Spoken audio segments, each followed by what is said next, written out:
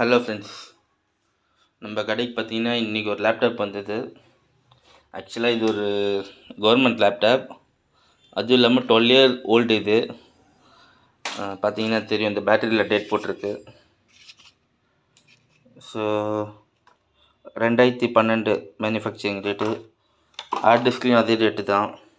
இது hard disk health check பண்ணணும். Hard disk வந்து 10% ஹெல்த்தாக இருக்குது. ஸோ ஹார்ட் டிஸ்க் மாற்றணும்.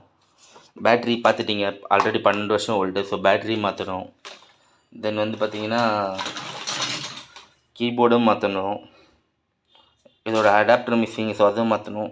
சரி, லேப்டாப் ஆன் ஆகுதுன்னு சொல்லி செக் பண்ணோம். ஆன் ஆச்சு. பட் என்னென்னா, இந்த ஃபேன் பார்த்தீங்கன்னா இது ஸ்டக் ஆகுது. ஸோ இந்த ஃபேன் ஒன்று மாற்றணும். இதுக்கான மொத்த எஸ்டிமேஷன் வந்து பார்த்தீங்கன்னா 6000 ரூபா ஆச்சு. பட் கஸ்டமர் ரெடி சொல்லிட்டாங்க, எஸ்எஸ்டி ப்ளஸ்ஸு இந்த வேலையெல்லாம் பார்க்க.